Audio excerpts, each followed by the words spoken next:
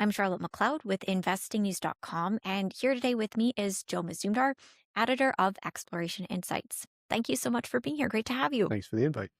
Yes, good to be catching up with you. We last spoke back in March, and one of the things that we talked about, you said you had cash to deploy, but it was tough because most stocks were so expensive. So I'm wondering if the pullback we've seen in gold and silver, has that created opportunities for you? Yeah, I mean, most of my recent transactions have been in critical minerals, Okay. more so than precious. Precious has, like you said, been volatile. On again, off again, ceasefire and not. I've seen critical minerals that haven't had the lift. So I've been looking more at those, and part of that was my trip to Peru. I added on the back of that, and before that, so I've continued on that. We'll go into your trip to Peru. We want to talk about that. But before we do, can you tell me a little bit about what you place under that critical minerals umbrella? So when you say you're looking there, what does that mean? Well, I mean, critical minerals is obviously a big blanket that it's almost the entire periodic table for some people. But in terms of how I whittle that down, usually I look for more liquid markets, and so I'm more interested in, let's say, in copper, nickel, than let's say something like tungsten that comes and goes and less liquid. Um, Uranium, which is more regulated, I've been avoiding, but it's done well. And then on the and copper, because it's more liquid, I like that one a lot. But in terms of more small markets, I have done well on a rare earth one, but I can't do a lot of those liquid markets because they take a lot of due diligence with respect to finding out the market, what they can do. And a lot of it's more downstream than it is upstream. It's not about the exploration, and it's more about the processing. And then the market, who gets it. Those sort of things, you have to not only understand the company, the management team, but also understand the entire dynamics of the market, of the supply and demand, which it's easier in copper, it's easier in precious metals and that, and harder in some of these smaller markets. Yeah, I know when it comes down to those niche markets, a lot of people don't even really want to touch them just because it is so small. You have to do all the learning. And then because it is less of a mining story, like you were saying, more on the processing or even the technology Yeah. side. So how do you decide when it's a good enough opportunity to take that step? Well, it's the underlying, like, which one do I think is going to work? And so that's why I went into rare earths because China was restricting their exports. The same thing with antimony, but I only did antimony as a byproduct of gold. I didn't do antimony for antimony's sake. If tungsten comes with another project, great, but I won't do tungsten for tungsten's sake. I won't do but in terms of rare earths, I got into the processing part of it. I started understanding what these deposits were like, what the issues were. But I had the underlying that there was a lot of impetus to help companies to get into production. So I thought, well, the permitting was going to be a lot easier if they can get the processing. So when I do my site visits, I go down there, I saw their pilot plants, I saw the resource, and I saw the partnerships they were making downstream.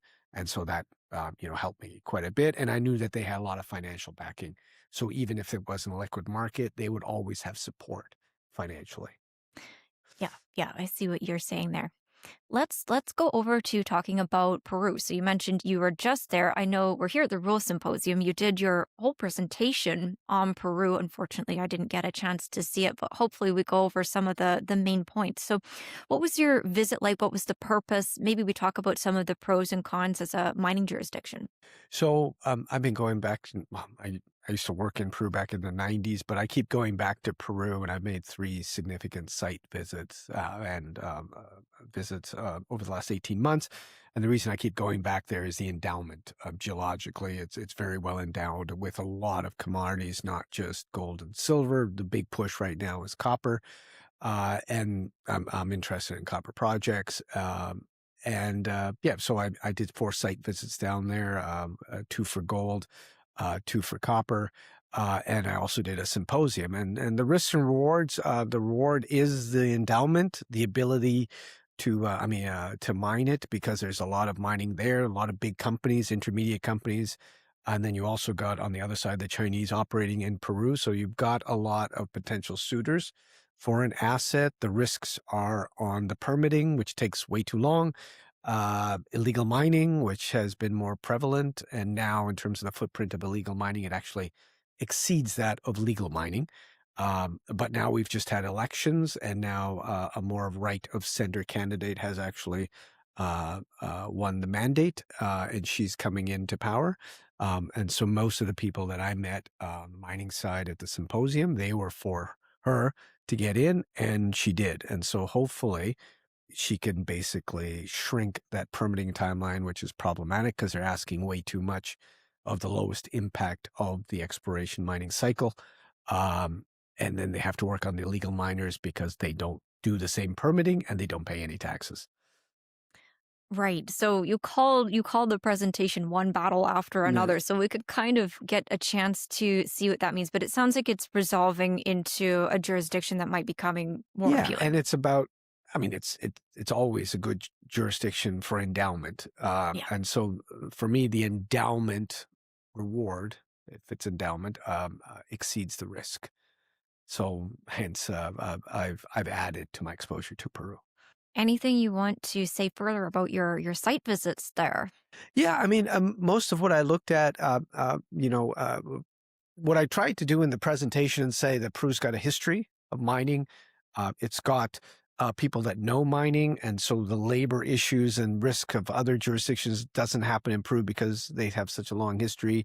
So you got geologists, you got engineers, you got finance people, you got everybody that knows the mining structure. You've got local companies that are pretty big. And then you got most of the majors operating there, Western, but you also got the Chinese there. Um, so there's a lot going on there. The problem is trying to get things done, which has become better, I think. For me, in the end, we're always looking at risk reward and the added value of getting to site and seeing what works and what doesn't work. And so, if you're going to deal with the endowment, which is the reward part, mitigate the risk by maybe getting the company that's already got the permit to drill. Because if they have the permit to drill, raising capital to drill something in Peru is not that big of a deal. That makes a lot of sense how you explain it. And I wonder, jurisdiction, I think, has really been in focus this year, especially since the Iran war began. People are thinking a lot more about where do things come from. So, any other jurisdictions you would mention right now as ones that investors should be paying attention to? Yeah, I think a lot of Latin America has gone from left to right, and so exposure to Argentina, Chile has gotten better. They have now a right of center government, and so this one rare earth company I had that didn't get their permit several years ago on their project got their permit under the new administration. Peru's switching, the next big election would probably be Brazil, but throughout Brazil has had less issues in terms of permitting and developing mining projects. Scandinavia is always good, and I'm concerned about some places like Mexico for exploration, open pit mining, West Africa for creeping nationalism and outright nationalism and issues with security. And places that have infrastructural problems or high cost of drilling. So I always take a look at how much it costs to drill, because then I think about bang for buck in terms of volatile markets. When they need to raise, how much do they raise and how much can they drill? British Columbia has gotten worse in terms of a jurisdiction because of the implementation of the United Nations Declaration of Rights of Indigenous People. It's making problematic, not like we're talking in Peru getting the drill permit, and we're talking in BC about just staking claims. Wow. And I wonder, can you say more about the drilling costs? Where are those expensive areas that you're referring to? Well, when you're remote, Right. you can get $1,500 US per meter to drill, whether you're at 5,000 plus meters in the Andes between Argentina and Chile, or you're in a jungle environment with everything gets more expensive when you're helicopter access and you don't have any roads, or you need to build a big camp, that sort of thing. But in the U.S., for whatever reason, costs have gone up. So, typically in the US, it's easy $500, $600 a meter US to drill, which I'm not understanding how those numbers work out when people just have to drive and drill. So BC actually is, more competitive. If you get the claim and you can drill it, it's actually not a bad place, even with helicopters worried to drill.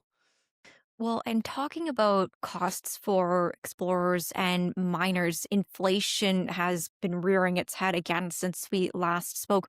I wonder, are you seeing higher prices filtering through to the companies? To what extent is that happening? Yeah, I mean, if you're dealing with exploration, yeah, it'll be in the drilling costs, like let's say 25 to 30% of drilling costs could be in fuel, depending where you are, depending what kind of rig you're using. But the other issue is probably worse is the availability of drillers, because it's not hard to make a drill rig. You could make it, but to get quality drillers with experience is harder. And so for a company that's hiring a drilling company, reputationally, they might be good, but depending on how many meters you're drilling and where you are, you might get the D team.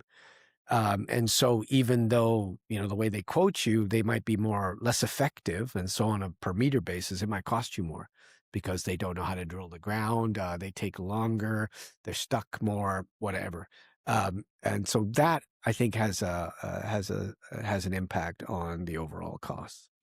And anything you would say in terms of the impact on the larger companies in terms of inflation at this point? Yeah, I would say like we've seen the cost inflation and capital escalation for people developing projects. That's why you're seeing a lot more M&A recently, probably more in producers than in developing companies. That's going to change because you're going to run out eventually of the producers and you're going to have to go to developers. But I would say with respect to, you know, uh, uh, their costs, like they usually have business plans of 60 or $70 probably US dollars per barrel. And we've obviously seen 100 plus.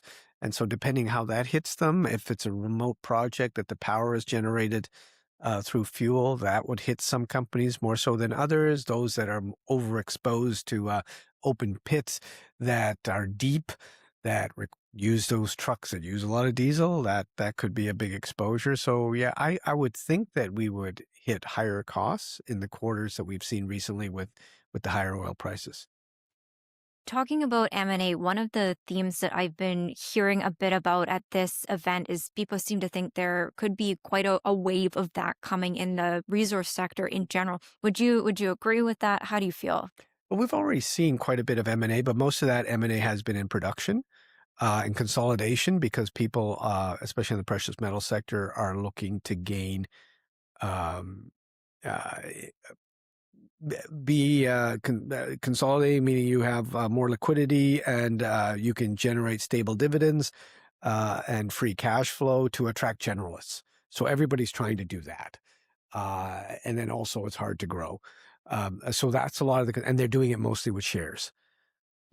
So we've seen a lot of that consolidation. And then the question really is the next step. Are these people going to start to go upstream and look for development?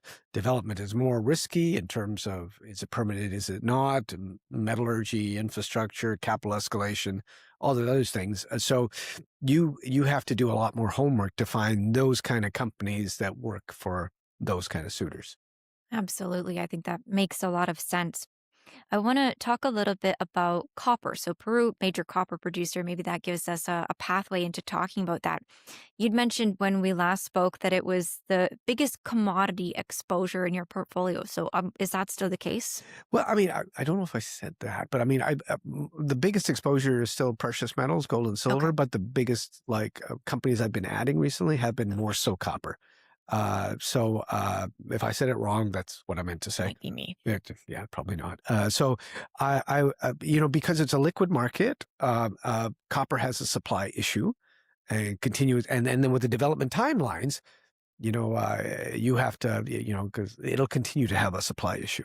Because as I said in my presentation, before in Peru at least, it was 6 years from exploration to production, commercial production for projects when I worked down there in the 90s. Now it's 28 years. And it's more for those copper projects because they tend to have a bigger footprint. And so that supply dynamic will exist for a while. So and so that in terms of tendency, people always look for scale to go, well, that's a 1 billion ton deposit that will interest a major.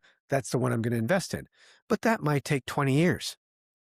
So my thinking is like, let's get the positive impact of that market dislocation without investing in those sort of projects, but go for the slightly smaller ones that might be more interesting for intermediates that act quicker than majors. Because like what we'll see is the Anglo-Tech merger. And I was down there talking to a guy from Anglo. They're acting as separate companies still, but there'll be a consolidation and they're sort of got their hands tied. Then after that, they'll have to do the integration and then they'll have to figure out what makes sense and what doesn't make sense. So to do an agreement with either one of those companies is at risk. They probably won't do it. So intermediate companies, smaller companies can can be quicker, act quicker, but also your project will have more of a material impact to them than a major company. But your project, may have a lower capital intensity. Your project also won't have such a big environmental impact. It might be easier to permit, and it might require less power, less water, less everything. So those are the sort of sweet spots I'm looking at. Okay, so go a little smaller Yeah, scale for yeah. the copper. I think that makes a lot of sense. If you're interested in the development Okay. thematic, yeah. Yeah, If you're yeah. looking at a big thing that's exploration and you can wait that long, yeah, go for it. But if you're looking at the development scenario, look at something that actually can get built. Okay, you're right. Of course, it Yeah. depends on your timeline. For copper, one of the points that also seems to keep coming up at this event is that supply demand gap that you're talking about, and just the sheer amount of copper. X mines needed by this date, and it always seems so unattainable.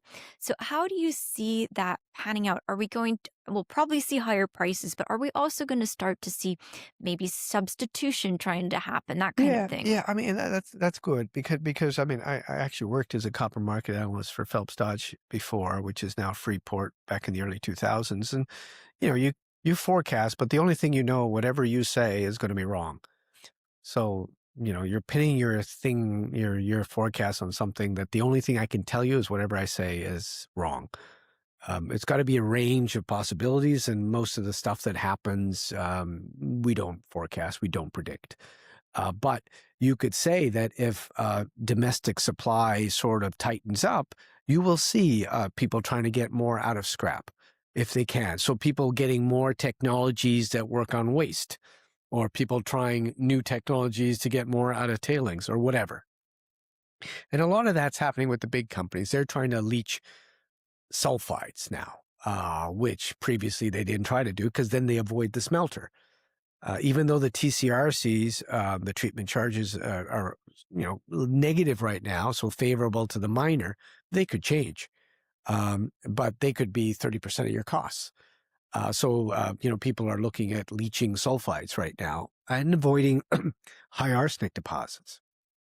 So I would say that technology is coming, and one of the things I did or am looking at investing in is a project that actually deals with scrap.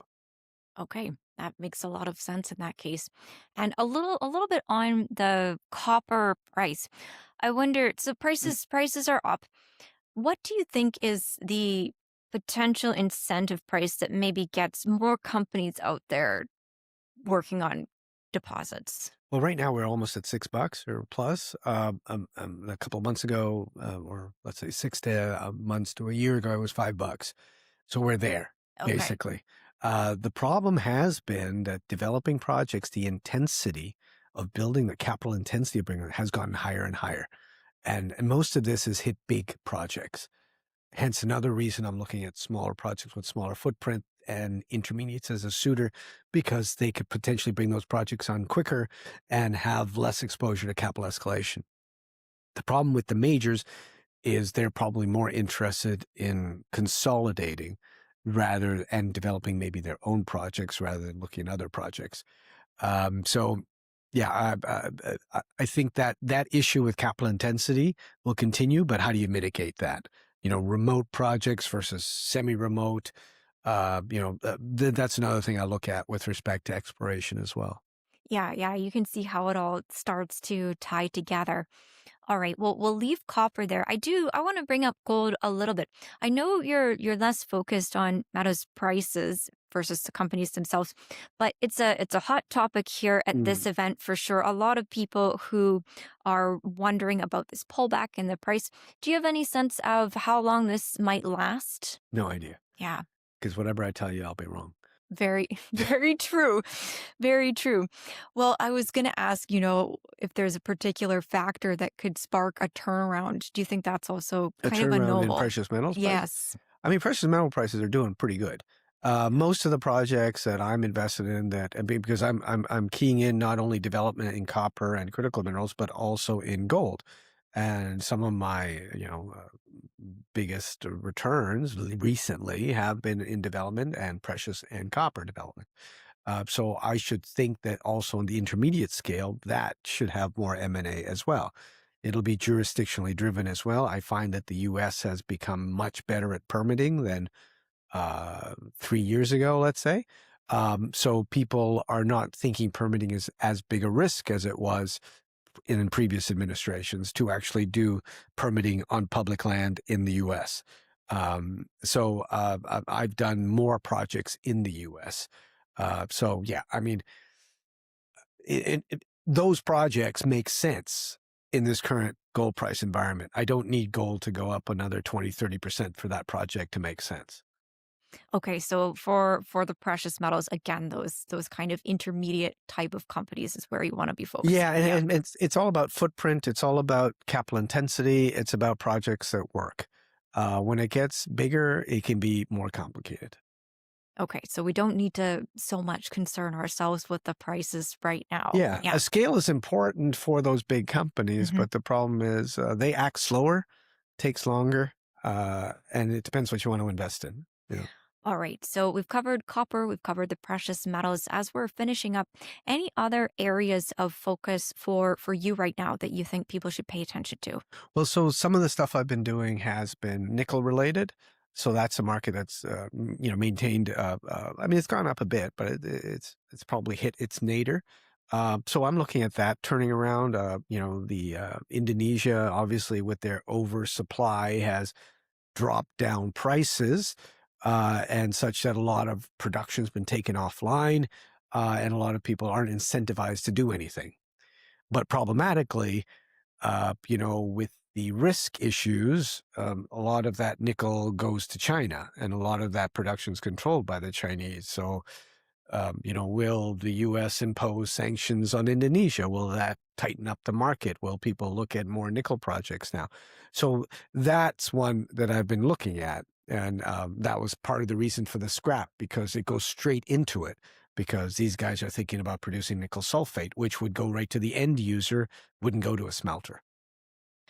With Indonesia, yeah, it definitely feels how long can this situation And continue? they're also looking at permitting, and they're also looking at the environmental impact of the mines that they're actually producing in Indonesia.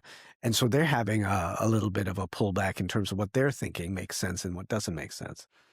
All right, and on nickel, just one follow-up point there. I'm not as strong on nickel as other topics, but I know we've got a couple of different deposit types. So what do you want to focus on for yourself? Most of the major nickel deposit tends to be magmatic nickel. And so jurisdictionally, I'm looking in the U.S. In northern the U.S. The same stuff that they have in that northwestern part of Ontario, but infrastructurally much easier. Um, and then also, I'm potentially looking at something new that might come up in Brazil. So there's a few, it's mostly magmatic nickel deposits that I'm looking at, which have credits with PGEs. And also, I bought shares in a company in in northern U.S. That bought an operating mine, the only operating mine in the U.S., which is the Eagle Mine. So that would be domestic production of nickel, but that would be a concentrate. Most of that concentrate would be processed in Canada. So yeah, so I'm looking at that, and again, the general thematic is feeding domestic demand in the U.S. of critical minerals. Yeah, yeah, that makes total sense as a theme right now. All right, well, I will let you go back out on the show floor unless you had any final thoughts. No, no. I mean, I think a lot of the underlying volatility is a lot of noise. And so when you are looking at projects, think about the ones that still make sense. So you don't need the beta if you pick a good alpha play. Okay, very nice place to wrap up. Thank you so much for coming on to talk. This was great. Great, thanks. Of course. And once again, I'm Charlotte McLeod with investingnews.com. And this is Joe Mazumdar with Exploration Insights.